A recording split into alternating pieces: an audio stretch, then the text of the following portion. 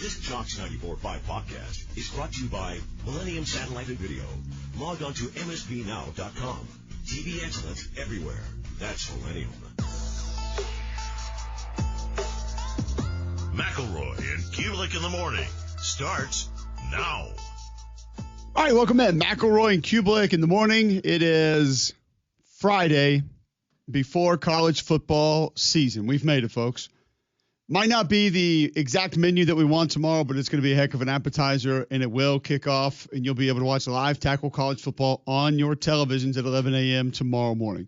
We are coming off the Jocks kickoff party last night. Great event, good people, fun conversations. The weather tried to ruin it, and it did not. Ended up being, I think, maybe even a little bit better with how the weather kind of pushed us under the tent and then got us inside. But, G-Mac, it was fun to be able to visit with all the listeners, have some great conversations last night. It was amazing. And loved every second of it. Great. Other than running out of hot dogs for you and I, it was great. Yeah, well, we go back for hot dogs. I thought the burgers would be spoken for. I did not think the hot dogs would be gone. I got to be honest. I didn't see that coming. So I just decided to go with an extra bag of cookies. Just the way it goes. Felt like an easy fix. But the hot dog was preferred. Give me first thing. What you're most looking forward to about tomorrow's college football slate? It's definitely Iowa State, Kansas State. I'm not sure it's close, and partly because I think both teams are interesting for very different reasons. I look at Iowa State, and while they had some challenges at times on the defensive side last year, that traditionally has been a great defensive outfit. I'm really curious to see how they replace their wide receivers. I look at Kansas State. Kansas State traditionally been great along both lines of scrimmage. You new faces in there this year on both lines of scrimmage, but Avery Johnson's kind of a guy that many believe could transcend the position. Now, I'm kind of in see it to believe it mode, but he's gained 15 pounds of good muscle. He's supposedly just as athletic as he was. He's got a better supporting cast at wide receiver. I think there's going to be a lot to like about this upcoming season for both these teams, and it's unfortunate that one has to start with an L in Dublin because I think both could make the playoff. I really believe that. I think they're both going to be in contention for it, and obviously quarterback play is going to be massive for both. But I'm interested to watch that game. Interested to kind of see some of the periphery for Iowa State because last year was pretty good. I mean, the Houston Texans drafted two of their wide receivers, so that part's going to be a little bit different. But we know what that team's makeup usually is and should be just that again this year. Kickoff party was great last night. Some of the conversation. I was really intrigued by some of the questions that some folks had. A lot of people were interested in a couple quarterbacks around the league. Couple of different teams around the league. Obviously, some of the conversation not going to be able to share on the air. That was fun with a lot of folks as we shared a table with Hastings and some others. Got to see Legend for a little while. So Golden Domer had his special gold fedora. Not fedora. What do we call those kind of hats? I think not a fedora. Legend had a fedora. Yeah. It was like a mailman hat. Mailman? No, it's not what I would have called that. Golly, what do we call that?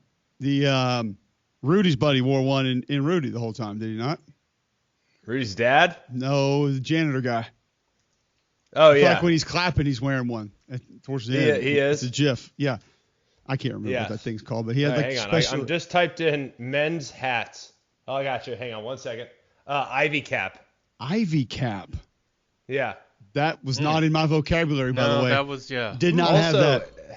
Have you heard of a balklava hat? Not baklava, balklava.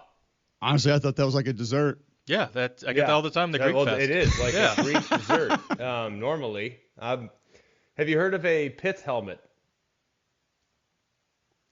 or a kepi hat? Neither, or what was it? Have you heard of a fez? A kith helmet? Mm-hmm.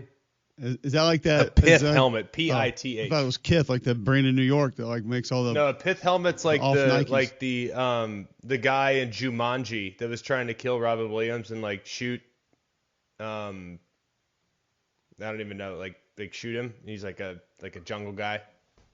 That's what a pith helmet is. Okay, there we go. Oh, Indiana Jones with half of it rolled up. Yes. Okay. Kinda. No, that's like the guy in Jurassic Park that had it only rolled up on one side. Oh, okay. Yeah. Shoot-ha! That guy. Remember that one? It's been a minute. Clever girl. I think so. Yeah. All right, there we go. Golden Domer says golf hat, tweed hat, Ivy hat, or driver hat. Ivy cap. Driver hat, I think Ivy I've cap. heard. Yeah, that's I honestly wouldn't have known what to call that, but he has a special gold one. I'm gonna go with pith helmet. Pith helmet. That feels right. Pith helmet works. I didn't ask Domer last night if he likes the new sports specific logos that Notre Dame's going to roll out this year. Have you seen these, GMAC? Yeah, they're awesome. I love it. I love the football one. It's basically what Western Kentucky did with positions on the helmets a couple of years ago, but they're just doing it with sports. I think it's pretty sweet. Very cool. I really like it. And it's clean. It's not like it's forced. It doesn't look out of place. It's literally, it looks like the Irish leprechaun that's trying to fight, but he's just, instead of his hands being in a fist, he's got high and tight 3 points of pressure on the football. I think it makes sense. Because not only are you telling us what sport he's playing, you also are giving good, subtle, subconscious reminders on how to carry the football so you don't fumble it. It's a teaching mechanism. There you go. Okay. Just before we went out to the Jocks kickoff party last night, there was some massive news dropped by the Southeastern Conference. It has now been made official that the SEC will go to a 9-game conference schedule. And we gave you a little bit of a hint probably 2-3 months ago that the College Football Playoff Committee was going to implement some new criteria. Strength of schedule was going to be a massive part of that. I thought it was the main reason that Greg Sankey eased up on the automatic qualifiers because he knew his schedule was in time with how this was going to be put together. More likely stronger than all the others in all the other leagues. And now with that in place, I think he knows this is the time for us to go to 9 because that will essentially assure us multiple spots based on that strength of schedule and where it is and what it's going to be. The only question, GMAC, that I would have had for Greg Sankey would have been why now? What were your thoughts on why that would take place exactly when it did? Well, I know exactly why it took place when it did. One, it kind of puts pressure on the Big Ten, which we love. Two, it is 48, 72 hours after the big announcement from the CFP saying that strength of record, strength of schedule will be weighted more heavily in years to come. That's what was it, 48 or 72 hours? 72. Couldn't have been more than 2 or 3 days. Yeah, it was about 2 days. Yeah. So those are the two big things. What I love most about this is that they not only were able to get this in before the regular season comes up, because then it would be lost in the shuffle. Like they get it out before the season goes. It gives you clarity. We already knew they were going this direction. Like I knew this was going to happen. When are we? Not surprising. When and how much are we going to hear about the new media rights deal is going to be worth?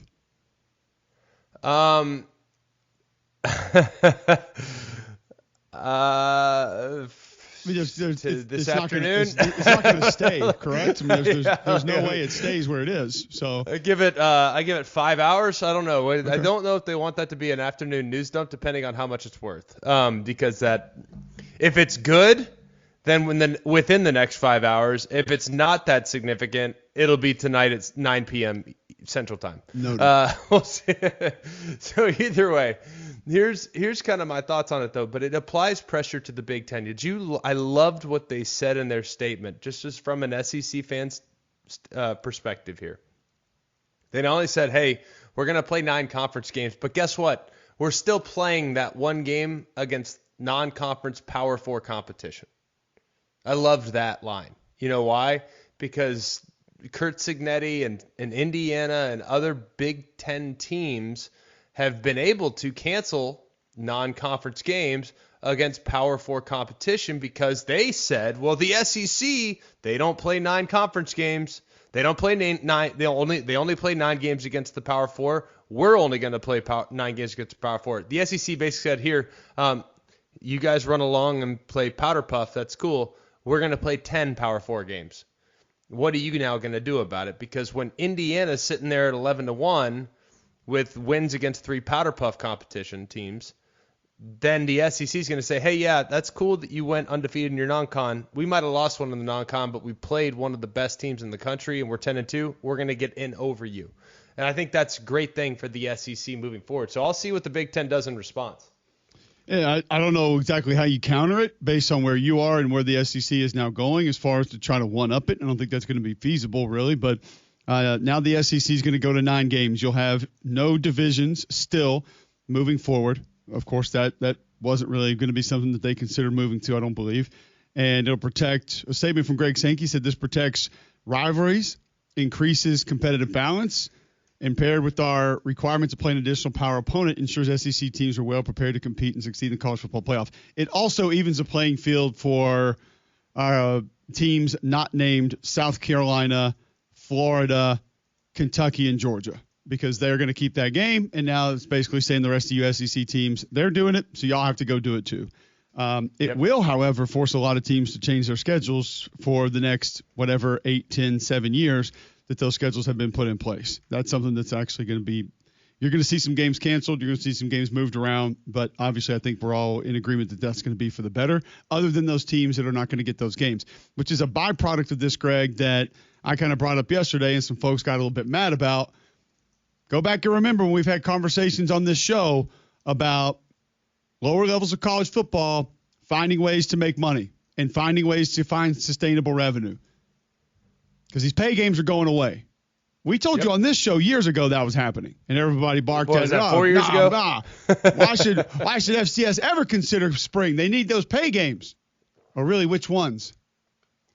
Because we're about on the brink of having one a year for each team. That's not going to be enough for all those teams to go around and keep getting the money that they've been getting for a certain amount of time. So if you're not looking at ways to find sustainable revenue moving forward, and you're not the SEC, Big 10, Big 12, or ACC, be careful. Be very careful, because these pay games are going away. How do you feel about the ACC in this scenario, digging in and saying, yeah, we're going to stay at 8 for now? I look at it as another move by the ACC that is going to put them behind the 8 ball. It's going to be too little too late. Instead of being like Brett Yormark and being forward thinking and trying different things and looking at ways to do things that might not be what we've done in college football for 150 years or whatnot, it's another too little too late in my opinion. Now, does that mean what they say yesterday? Obviously, that's just a statement. Are they considering it? Are they looking at it? Could they still do it? Of course.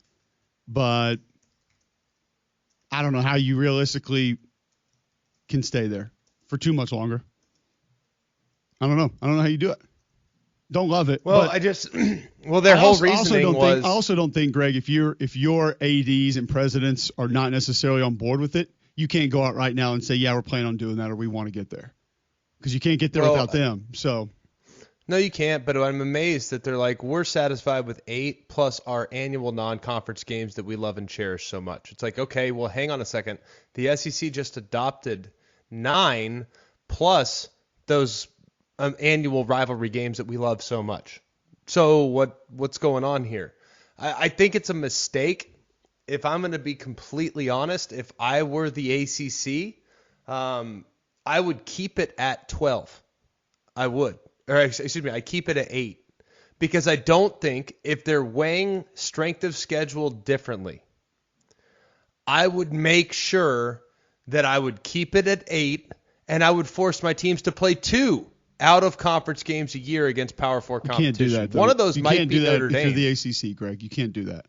Why? You're admitting your league is weak. You can't do that.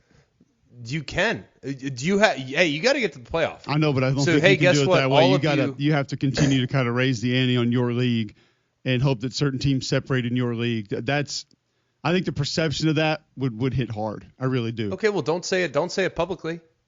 Say it privately. Say and guess what? Publicly, go out and support what Miami's doing this year by playing Notre Dame and Florida in the non-conference. Go out and support Florida State playing Bama and Florida in the regular season. Go out and support those teams that are playing those games that we just described. Let's go out and support Pitt, who plays Notre Dame and West Virginia this year. Like, I'm not saying you need to do it publicly and be like, you guys, we're going to play 10. No, like, just guess what? Hey, under the table, boys, we'll keep it at 8. But guess what? You're going to need to schedule more games against Power 4 competition that's legit, because we desperately need to make sure our strength of schedule numbers within our league are good. I'm not saying you got to go out there and put it on a poster board, but I think it'd be wise for them to play 2 games and keep it at 8. It's an interesting thought. It is. I just think the perception of it would be they don't have to say it, but folks like us are going to say it. And I think the further down the road you go, essentially you're just making your wager on another person's league or teams. Make the wager on yourself that your teams will continue to try to get better, put more into their football departments, put more into their personnel, their players, and try to be better football teams. I think you have to have that confidence rather than saying, well, hopefully. Here's the other part of that. Where are those teams going to come from? The Notre Dame aspect is fine. I'm with you there, and I like that. And I wonder, with what the SEC and the Big Ten are doing now, by essentially limiting the amount of games out of conference that they're going to be able to play against other opponents, Notre Dame's going to go after some of those. Notre Dame can't keep playing the schedule they're playing the last couple of years moving forward. I don't think it can happen. If this is where we're going to go and this new format's put in place, I know we have a spot for them, but we know good and well that that's going to be up against some other teams now where their schedules are going to be better than Notre Dame's if it stays the way it's been the last couple of years. So does Notre Dame now start to look and say, hey, Michigan, we'd like to get that game back every year? And do they go to Michigan State and want to play a little bit more often? Do they go to some other Big Ten teams and say, let's get back into the mix here, we'll start playing again, and maybe an SEC team or two is able to schedule a few games with them, and they're able to go that direction because that's going to weaken Notre Dame's schedule comparatively to the SEC and the Big Ten if they keep saying, we're going to give you 4 or 5 ACC games a year. Sure, no problem. I can imagine they want to keep that going. So if that were to take place, you get in those games against who? Big 12? The new Pac-12? No, I would do a scheduling alliance with the Big 12. 100%. I just don't see how that's better than your league. And you keep more of the revenue in-house for you. You give yourself more inventory if you're the ACC. By doing that, I think you're sharing inventory with the Big 12. You got to keep it in-house because you need more. And the only way to do it truly is against yourselves, and you got to take that new revenue and put it back into your programs. To me, that's the only way to do it. But I do see where you're headed, and I see where you're going. We want your feedback on this. SEC going to 9 conference games, no divisions, 3 annual opponents. Who should they be? Alabama, Auburn, other schools. It's going to protect some of our traditional rivalries. Some schools not named Auburn, Georgia, Tennessee, Alabama think this is foolish. Don't understand it. Don't like it. Don't want it. You tell us what you think. 800-239-9569 to get in. On the Higginbotham hotline, tweet in at Mac and Cube. Also coming up on the show today,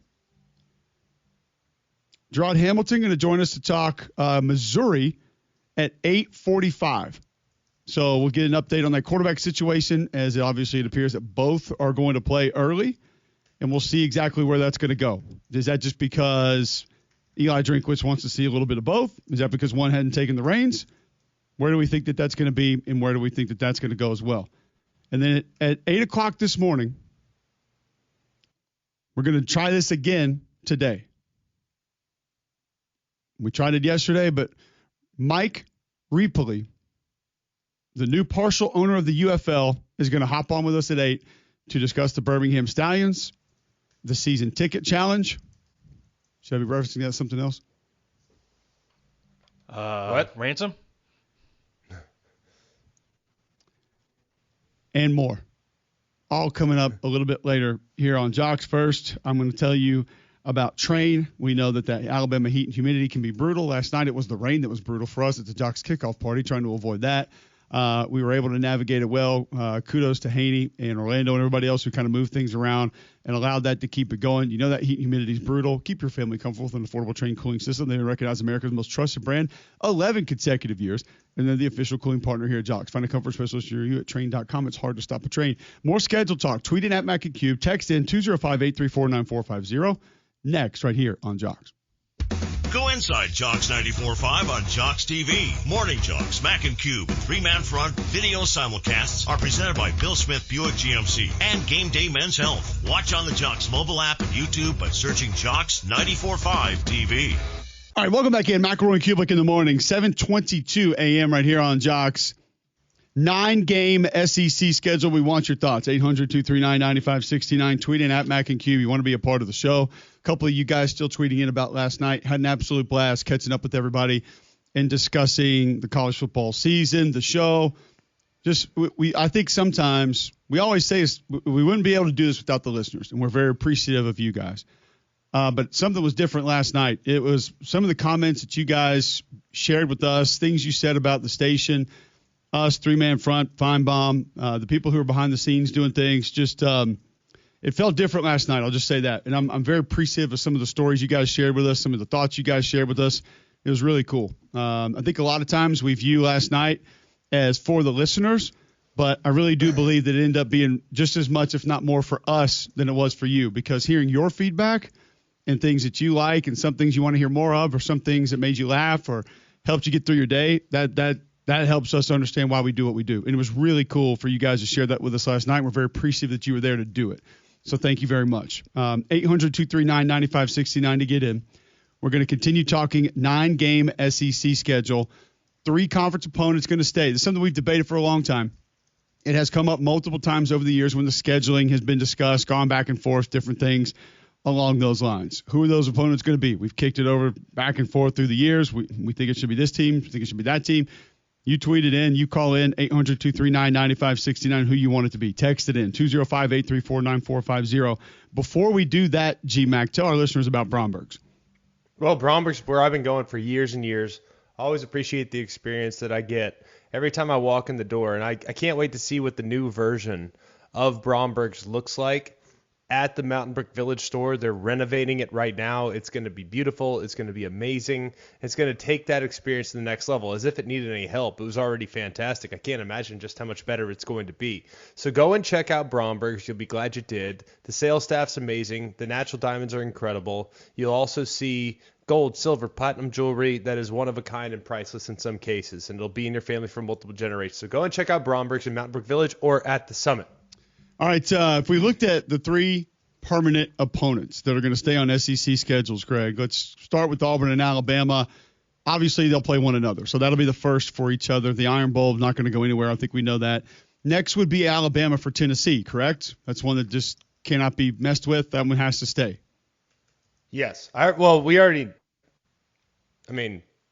know who's playing who, right? Do you? I was going to allow that to just be radio, but sure, go ahead.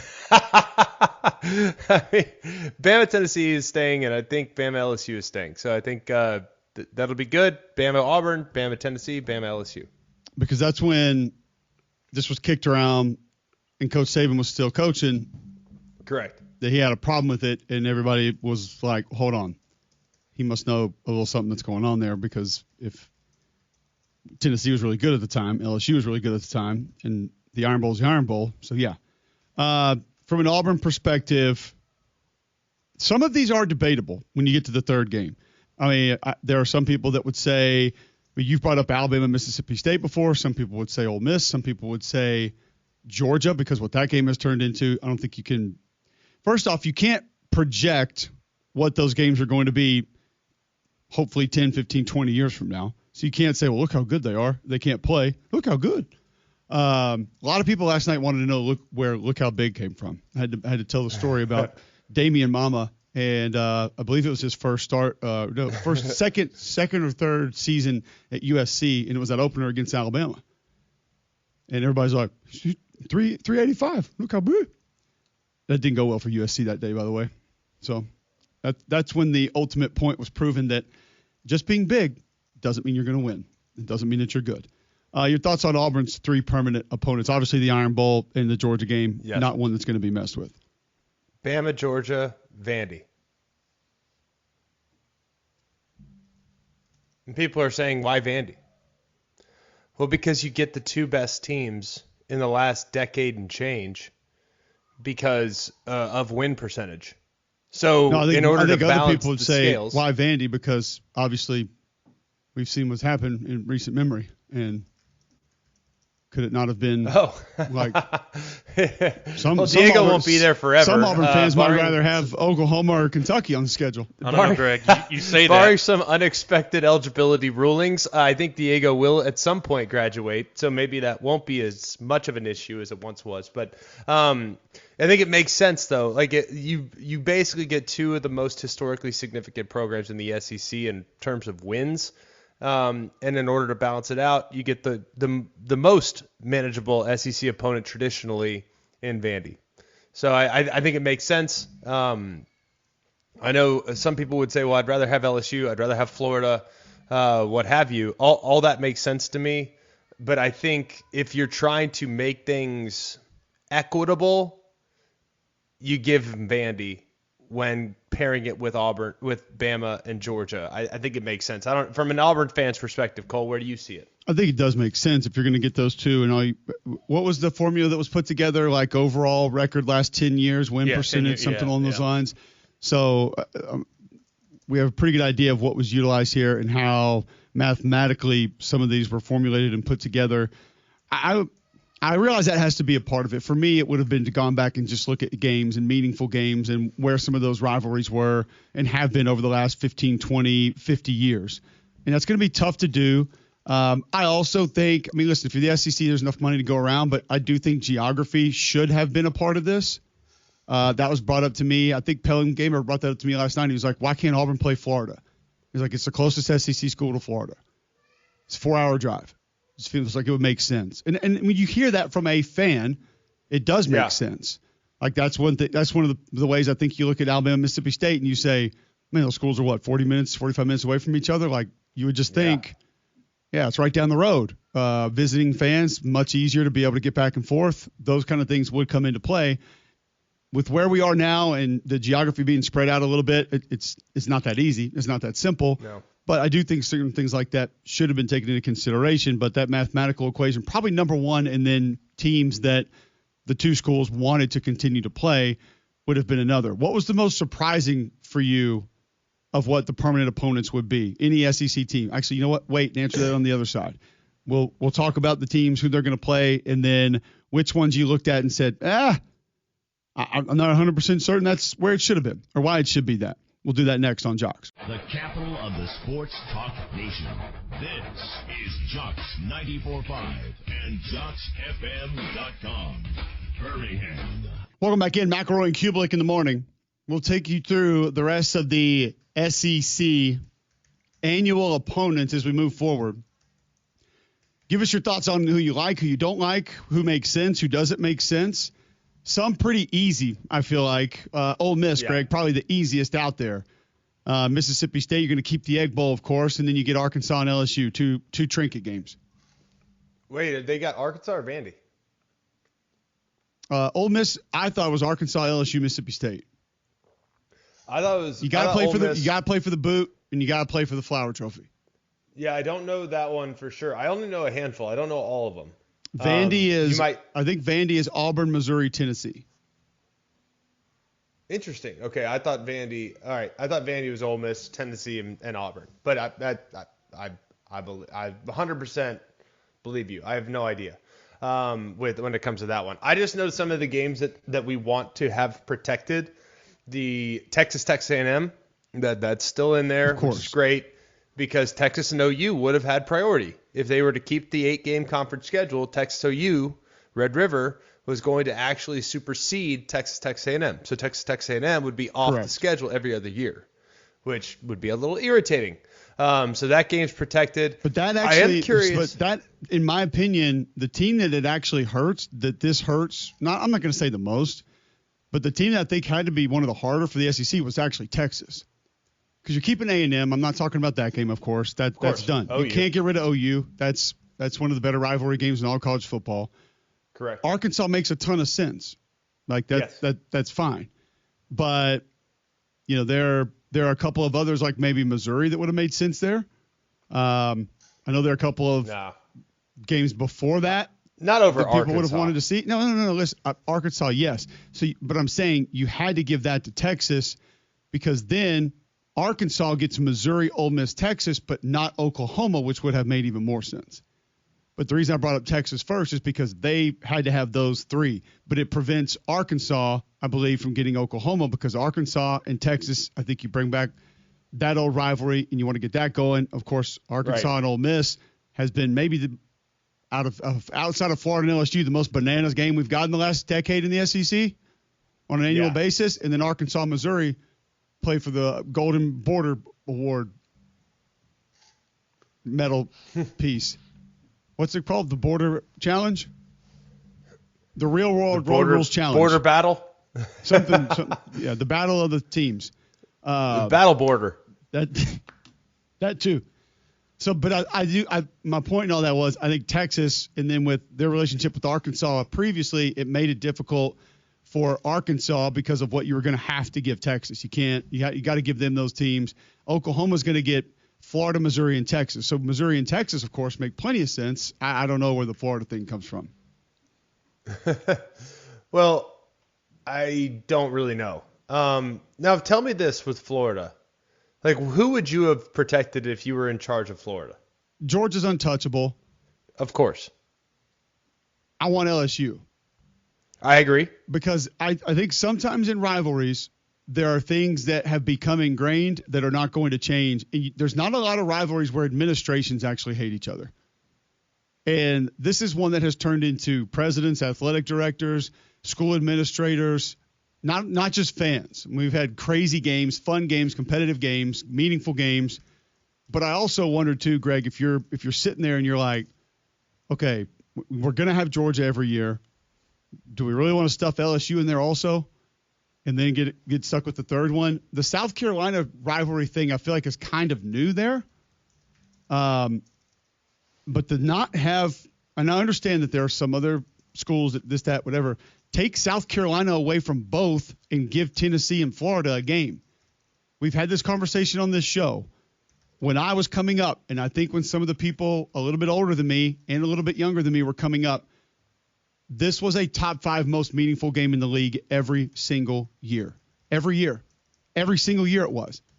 And the fact that Tennessee is going to go through this entire process and not have Georgia and not have Florida as annual opponents, in my opinion, is the biggest mistake in all of this. And I realize that you have to give all the schools certain teams first. Like Tennessee, Vandy are going to be there first, and then Tennessee, Alabama are going to be there next. But I feel like it could have been an easy fix, and maybe South Carolina is just the problem here. But I felt like Tennessee and Florida were both sitting there to be able to play one another every year. Now, here comes the decimal points and the fractions and all the other math you did by not giving teams other opponents. I understand that part as well. But, man, that's one that I feel like it was right there on the table. We could have had it, and we don't. Yeah. And I understand that. And there's going to be a few games where... And on top of that, the next one in line would have been Tennessee, Kentucky. No? We're not even going to get that probably. one. Yeah, probably. I mean, they used to play for a trinket that's hidden in a closet somewhere. But help me out for a second. From the SEC's vantage point, and I know there's going to be individual schools that will be frustrated with their draw, right? But if you're the SEC, you have to protect the needle movers. No doubt. This is ESPN. This is the SEC. This is the importance of protecting the games that actually will rate, regardless of how good those teams are on an annual basis. So, look, Kentucky, Tennessee might be a good one every few years, right? Every handful of years, it's a really important game. Tennessee's making a run. Kentucky's a spoiler. It's cold. It's snowing. It might be interesting. It's usually around Halloween. Like, I like that game. I always have. Yeah. But it's not a game that will be universally consumable from the SEC's vantage point. Like the games that I think they really want to protect are the Georgia Tennessees. You're not getting that one either. Exactly. I'd like to see Georgia, South Carolina. Like that to me was a great one. That's always right? like what? Like for forever it was week 3, week 2 or 3 or 4. Thereabouts, yeah. It's like week 2 or 3, and neither team was a finished product, and it was always just a complete battle. Goat rodeo. Yeah. Well, I mean, it was great, though, but it was just, we looked forward to that game early in the season. You're going to have one team turn it over 4 times. So it's like every year. It's like, all right, who's going to turn it over 4 times today?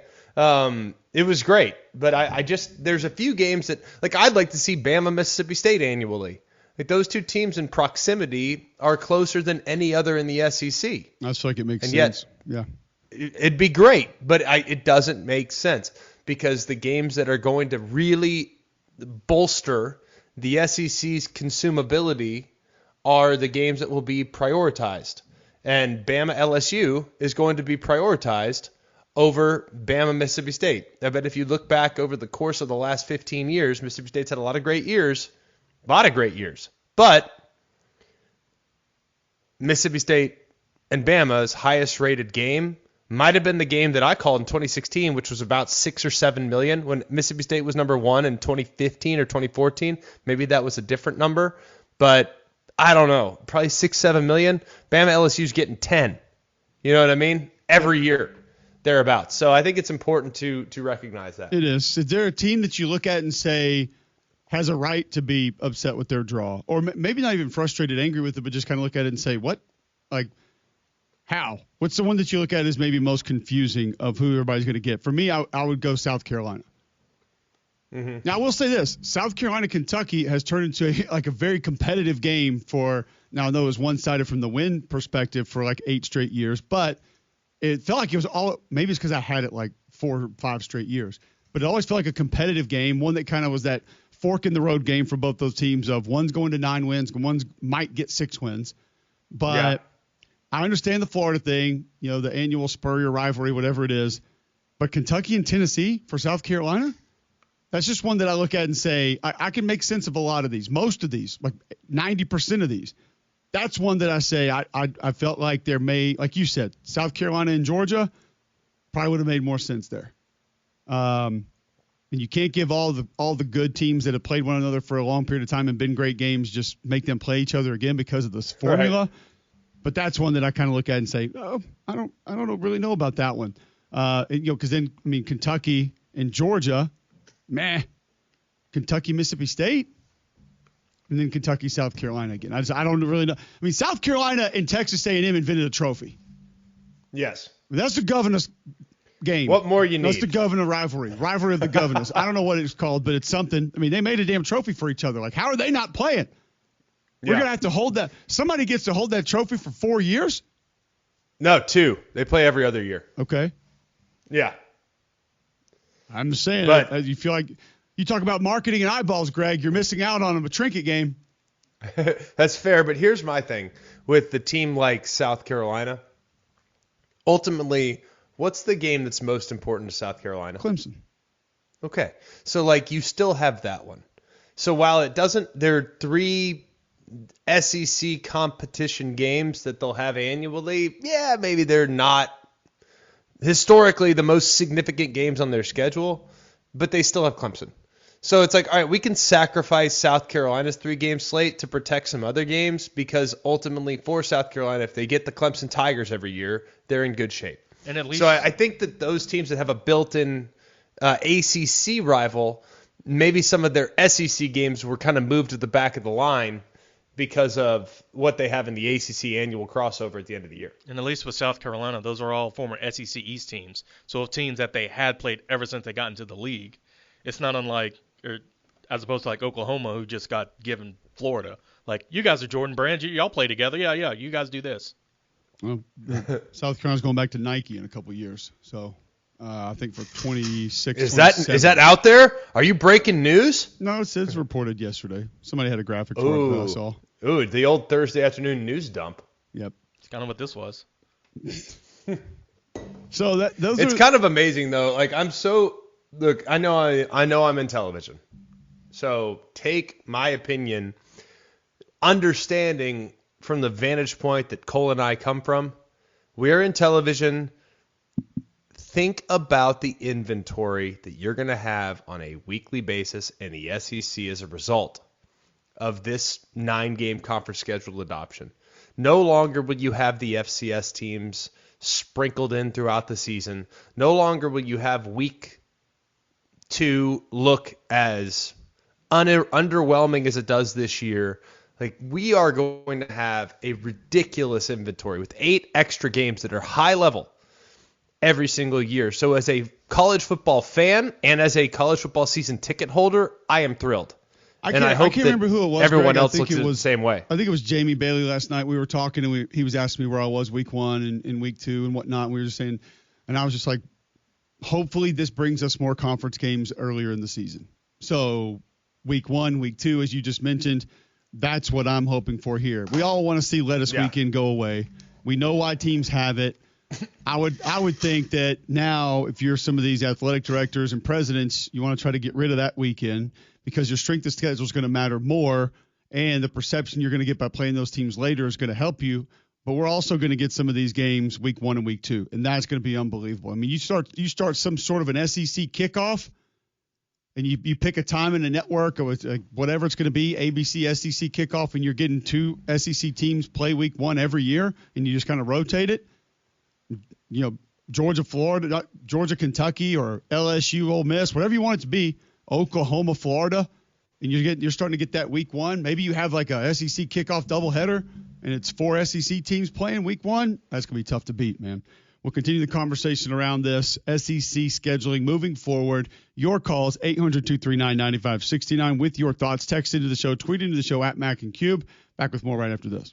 Go inside Jocks 94.5 on Jocks TV. Morning Jocks, Mac and Cube, and 3-Man Front video simulcasts are presented by Bill Smith Buick GMC and Game Day Men's Health. Watch on the Jocks mobile app and YouTube by searching Jocks 94.5 TV.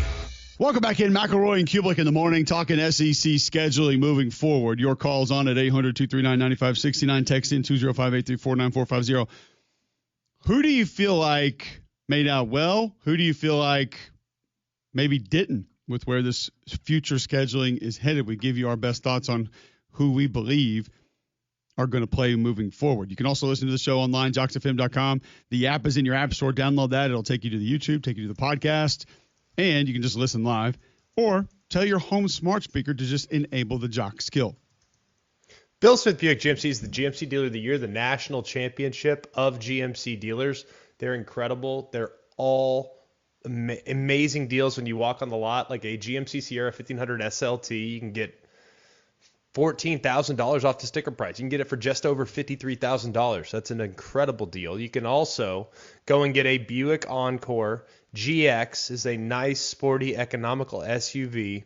You can get it for under $25,000. That's $5,000 off the sticker price. It's deals like that that keep people coming back. That's why 75% of their business is repeat customers, because you have a better experience when you shop with Bill Smith. So take the short drive up to Coleman. You'll be glad you did. You can also shop online, have it delivered right to your driveway at BillSmithBuickGMC.com. All right, so we do have a tweet into the show referencing some of the schedule discussion that we've had. AC's dad tweets in, Greg talked about schedule equity for Auburn with the inclusion of Vandy. I agree, but he can't hold that view across all teams. If Bama's 3 or Tennessee, Auburn, and LSU, it doesn't wash.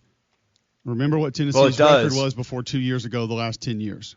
Yeah, that's what you need to factor in. Tennessee was in the bottom half of the SEC when these schedules were starting to be formulated. They're in the bottom half of the SEC from a win standpoint. If you were in the top half, like Bama was, you get 2 top half teams, 1 bottom half team. If you're in the bottom half, you get 2 bottom half teams, you get 1 top half team to try to create some parity. Tennessee, prior to the last 2 or 3 years, was by far one of the worst teams in the SEC from a win percentage standpoint in conference. So that's why when you look at it now, yes, Tennessee looks like they're on the up and up, but over the 10 years prior to, not the case. And guess what? Bama does have one of the tougher draws, but guess what? Welcome. Good. Bring it on. Like, do you want to play lesser competition? Like, heck no. Like, you want to see Bama and LSU go away? You want to see Bama and Tennessee go away? Absolutely not. No, I think what he's just saying, though, is if it's equal, it's equal. He did tweet in earlier that he wanted to see Tennessee, Auburn, and Mississippi State. And we both agreed with that from a historical standpoint, from a geographical standpoint, that feels like it would make the most sense. But the math was taken into consideration here, and you have to take into account when that math was created and what years it was for. And outside of 2 years, the last 2 years, I would almost like to go back and see the records from, let's see, so that would have been not 25, not 24. So 13 to 23, honestly, the SEC record for Vanderbilt and Tennessee. Because I bet you it wasn't too different. I'm not saying Tennessee's not ahead by a few, but I bet it wasn't night and day. That'll take some time to figure out. I can't do that while I'm actually doing the show. There's literally no way. Anthony tweets into the show at Mac and Cube, who has the hardest 3 SEC game slate with the 6 other rotating teams, which fan base will shout that it will be unfair as far as getting into the playoffs. Well, I think that's kind of why you go do this, though, is because it shouldn't make it more difficult to get to the playoff. This should make it easier for SEC teams to get to the playoff. Because what's going to happen now, and Greg, tell me if you agree with this, any team that's a one-loss team that we look at and say, against who? and put them up against a 3-loss SEC team, even a 3-loss Big Ten team, or another team from the ACC or maybe the Big 12 that is a 1 or 2-loss team that we might not think looks as good as a Boise or a Liberty, all the committee now has to do is say, well, per our new Sagarin Rubik's Cubelic mathematician that we have on board, they tell us that that's wrong. Are you submitting the Rubik's Cubelic as a possible metric in the future? We'll allow them to take a look at it. We'll send them the results if they need it. They're not getting it early, but gosh, Army and Navy are going to be Army and Navy just vaulted up the rankings. Air Force. We'll send them the results if they need to use it. I wouldn't mind if they wanted to take it into account. But that's all they get to do now, Greg. When people want to argue, well, Liberty's undefeated. Western Kentucky's 1-loss football team. They're going to say, oh, yeah, but this is what our new math told us right here. And we don't have to stand in front of you and give you our reasons. We don't have to talk about body clocks. We don't have to talk about some kind of other metric or whatever it is. Like they can literally just say, our pieces of paper told us you're wrong. So we're going to go by that. Thanks. And that's it. Which that's is great. Which is great. Like, and guess what? What I also hope that they allow common sense to override this rule. Because right now, answer me this. You play the worst team in Power 5. Let's just call it Mercer. So they put it down as the 136th ranked team in the country. And you play the best team in the country. You go 1-1 in those 2 games. Guess what your average strength of schedule is right now? Guess what? What's 136 divided by 2? It's about 68, right? Because 1 plus 136, 135, that's 136 divided by 2, then you're at 68. If you play teams 68 and 69 and go 2-0, you're viewed as the same level of strength of schedule, but you have a better record. That's going to go out the window because we all acknowledge playing Texas and Mercer, going 1-1, is harder than playing Purdue and Northwestern and going 2-0. Correct? Like, what's harder to go 2-0? Texas and Mercer or Purdue and Northwestern? What year Mercer are we talking about? Same. Because I need to know what the offense was. It's the last 2 years, then no. But when Chronic was still there. There you go. Yeah. Then it's going to be Mercer for sure. All right, we'll be back on the other side to continue talking SEC schedules with Mike Rapoli as well, all coming up next right here on Jocks. This is McElroy and Cubelic in the morning.